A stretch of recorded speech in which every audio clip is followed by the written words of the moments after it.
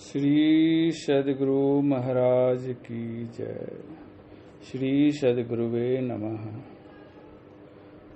पूरन संत सद्गुरु के बारे में कहा गया है, पूरा सतगुरु सोय कहावे, दोय अखर का भेद बतावे, एक छुड़ावे एक लखावे, तो प्राणी निज घर जावे। जय पंडित तू पढ़िया, बिना दौ अखर दौ नामा, परणवत नानक एक लंघाए, जे कर सच समावा। वेद कतेव सिमरित सब सांसत, इन पढ़ी मुक्ति न होई, एक अक्षर जो गुरु मुख जापै, तीस की निर्मल होई। गुरु नानक जी महाराज अपनी वाणी द्वारा समझाना चाहते हैं कि पूरा सद्गुरु वही है जो दो अक्षर के जाप के बारे में जानता है, जिनमें एक काल व माया के बंधन से छुड़वाता है और दूसरा परमात्मा को दिखाता है, और तीसरा जो एक अक्षर है वो परमात्मा से मिलाता है। ऐसे ही हमारे पूर्ण पुरुष गुरुदेव संत सद्गुरु महर्षि में ही परमहंस जी महाराज हैं, जिनकी महिमा अपरंपार है। उन्होंने वर्षों जिन गुफा में तपस्या कर परमात्म स्वरूप के दर्शन किए, उन्हीं गुफा का दर्शन करने का सौभाग्य हम सबको पुनः प्राप्त हुआ। दिनांक 23 जून 2018 को महर्षि में ही आश्रम कुप्पाघाट स्थित भागलपुर में एकदम शीतल शांत वातावरण। आज भी यह जगह गुरुदेव के अटल भक्ति की शक्ति एवं उनके आलोक से आलोकित हो रहा है, जिनकी आभास वहां पहुंचने वाले हर अभ्यासी को सदैव ही होता रहता है। गुफा की कुछ तस्वीरें हैं जो उस समय हम सबने मोबाइल से लिया था, और आइए संक्षेप में जानते हैं कि गुरुदेव किस तरह से कितने समय कहां बिताकर कठिन साधना किया और अंत में इसी जगह पर परमात्मा का साक्षात्कार किया।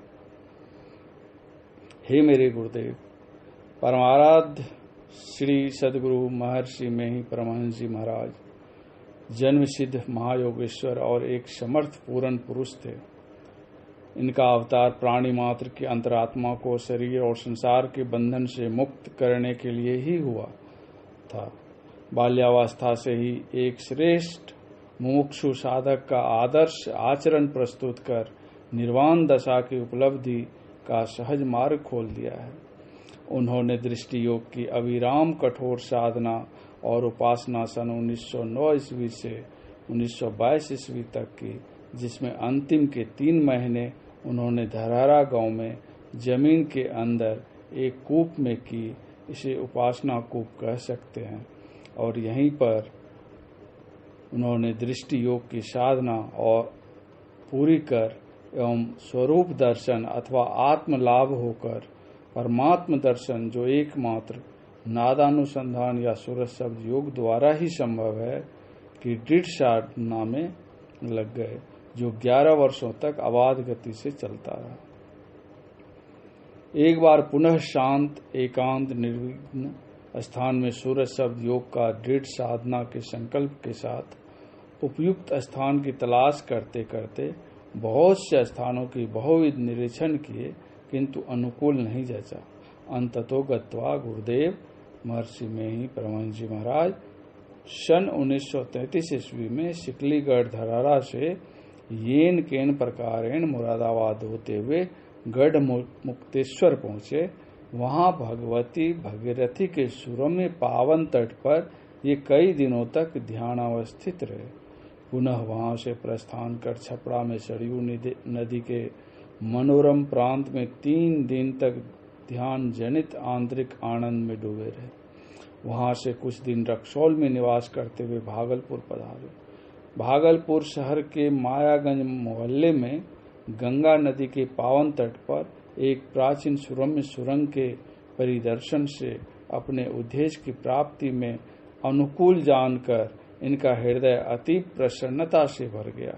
इन्होंने इसी सौभाग्यशालिनी गुफा को आत्मज्ञान प्राप्ति हेतु सूरज शब्द योग की एकांतिक गंभीर साधना करने के लिए अत्यंत उपयुक्त लगने पर इसका चयन किए।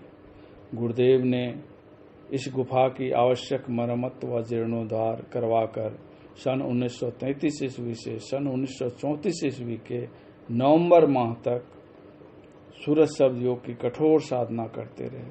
अंततोगत्वा इन्हें पूर्ण आत्मज्ञान प्राप्त हो गया। इसी सूरज शब्द योग की साधना ने इन्हें निज आत्मस्वरूप की अपरोक्षानुभूति कराकर सर्वज्ञ सर्वांतर्यामी और पूर्ण काम बना दिया।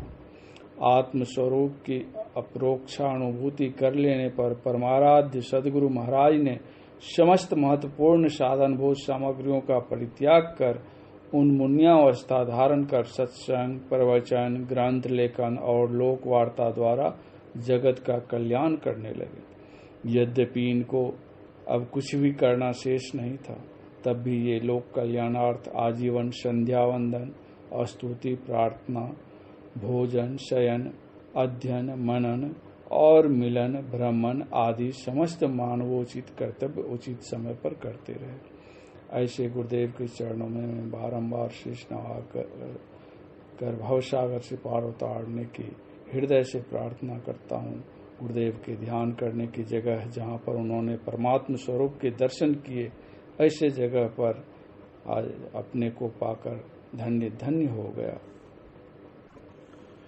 आइए अब उस गुफा के बारे में थोड़ा विस्तार से जानते हैं। महर्षि मही आश्रम कुप्पा घाट की प्राचीन गुफा। आश्रम के मुख्य प्रवेश द्वार से सटे हुए पश्चिम की ओर चदरे के छाजन का एक ऊंचा मकान जैसा ढांचा है। इसी में प्राचीन गुफा है। इस गुफा में आस पास पहले जंगल सा था। इसमें हिंसक जीव, सर्प आदि रहते थे। गुफा के भीतर अंधेरा रहने के कारण चमगादड़ का साम्राज्य था। जिस गुफा को कोई पूछने वाला नहीं था, महर्षि जी ने अथक परिश्रम से साफ सुथरा करवाकर उसके भीतर मार्च 1933 ईस्वी से नवंबर 1934 ईस्वी तक कठिन तपस्या कर अपनी अलौकिक ज्योति से आलोकित कर उसे दर्शनीय बना दिया है। इस गुफा को देखने के लिए देश विदेश के लोग बराबर आया करते हैं। गुफा के संबंध में तरह तरह की किंवदंतियां सुनने में आती है। उनमें से कुछ का उल्लेख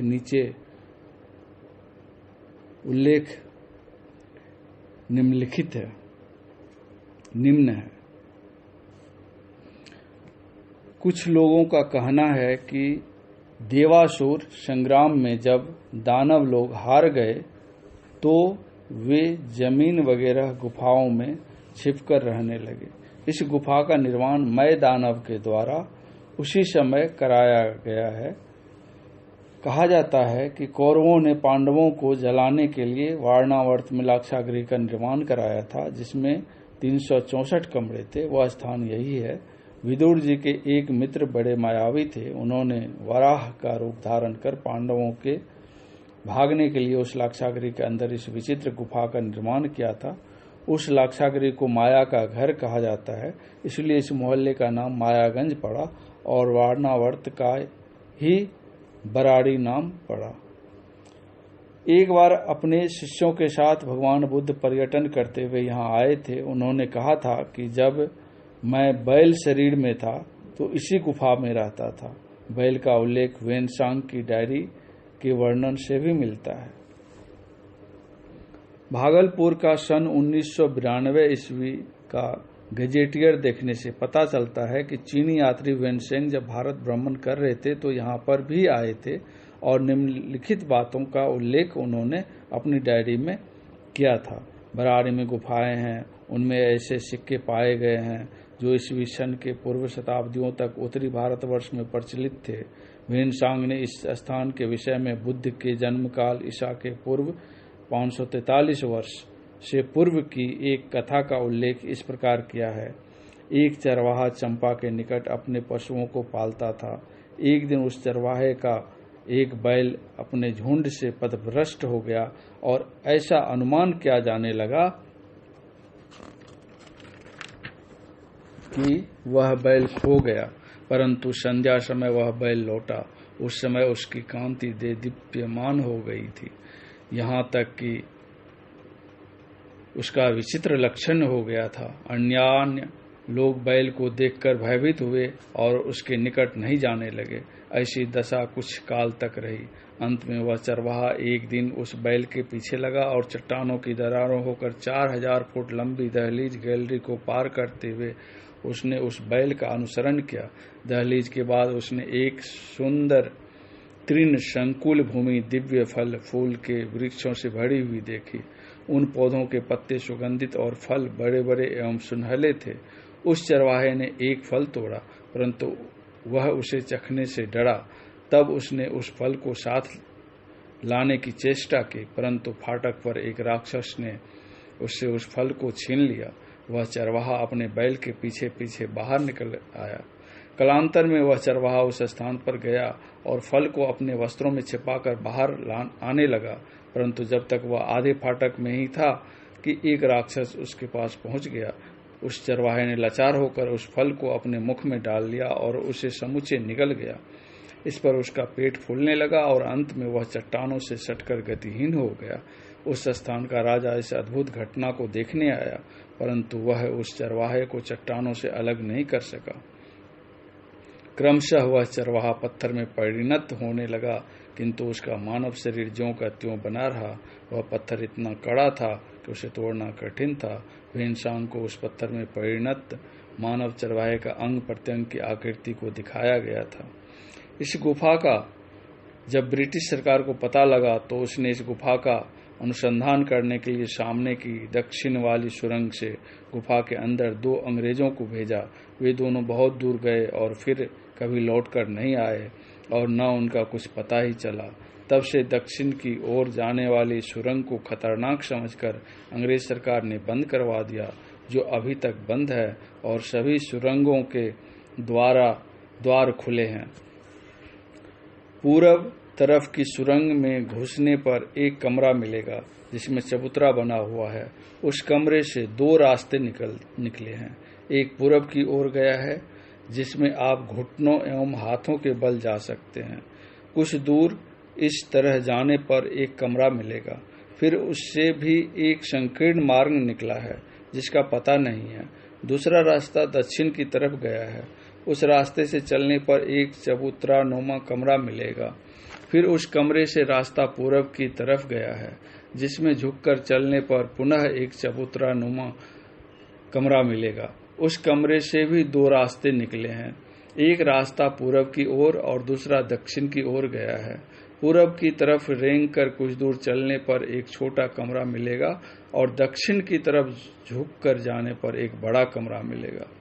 पश्चिम की ओर गुफा में प्रवेश करने पर 2 बड़े कमरे मिलेंगे। दूसरे कमरे के ठीक दक्षिण की ओर एक और बड़ा कमरा है। पश्चिम की ओर ढालू रास्ता होकर जाने पर एक बड़ा कमरा मिलेगा। उस कमरे में भी एक सुरंग है जिसके बारे में कुछ पता नहीं है। थोड़ी दूर पश्चिम प्रवेश करने पर पुनः एक रास्ता सीधे उत्तर की ओर गंगा के किनारे तक गया है। इसमें प्रवेश करने के लिए थोड़ी सावधानी की आवश्यकता है। इसमें नीचे उतरने के लिए सीढ़ी नुमा रास्ता है। थोड़ी दूर जाने पर एक कुएं जैसा गड्ढा है। इसी से इस स्थान का नाम कुप्पा घाट पड़ा है। इसमें सीढ़ी नुमा रास्ते से उतर कर जाइए, फिर बैठकर एक कमरे में प्रवेश कीजिए और कुछ दूर झुक कर चलिए, फिर बैठकर एक कमरे में प्रवेश कीजिए। उसी कमरे के बगल में पश्चिम तरफ एक कमरा है। उस कमरे की ऊंचाई कम है। इसी में अतिशय ध्यानाभ्यास करके महर्षि जी ने दिव्य ज्ञान प्राप्त कर लिया था। उस कमरे की बगल से एक रास्ता सीधे गंगा के किनारे तक चला गया है। पश्चिम बगल के कमरे से एक सुरंग सीधे पश्चिम की ओर गई है, जिसके बारे में कुछ भी पता नहीं है। लोगों का कहना है कि इस सुरंग का लगाव मुंगेर की गुफा से है। दर्शक को चाहिए कि वे गुफा प्रवेश नियमावली को ठीक से जान लें, तब गुफा में प्रवेश करें। गुफा में प्रवेश करने के कुछ नियम हैं जो इस प्रकार हैं। गुफा के दर्शक गण रोशनी का प्रबंध स्वयं करें। कुछ प्रवेश के पूर्व आश्रम व्यवस्थापक से गुफा प्रवेश के पूर्व आश्रम व्यवस्थापक से अनुमति प्राप्त कर लें। चप्पल जूते बाहर खोलकर ही गुफा में प्रवेश करें। एक साथ 10 दर्शकों से अधिक गुफा में प्रवेश नहीं करें। महिलाएं और बच्चे अभिभावक के साथ ही गुफा में प्रवेश करें। गुफा के अंदर दीवार में कुछ अंकित नहीं करें। गुफा के अंदर शोरगुल नहीं करें। गुफा के अंदर अवलोकन के अतिरिक्त अधिक समय नहीं ठहरें। महिलाओं के लिए गुफा में ध्यानाभ्यास करना सर्वथा वर्जित है। ध्यानाभ्यास के नियत समय में दर्शक गण गुफा में प्रवेश नहीं करें। गुफा देखने का निर्धारित समय 7 बजे से प्रातः 9 बजे पूर्वाह्न तक है। पुनः 4 बजे से अपराह्न से 5 बजे अपराह्न काल तक है। श्री सद्गुरु महाराज की जय। ये महर्षि में ही आश्रम स्थित प्राचीन गुफा की जानकारी थी। जय गुरु महाराज।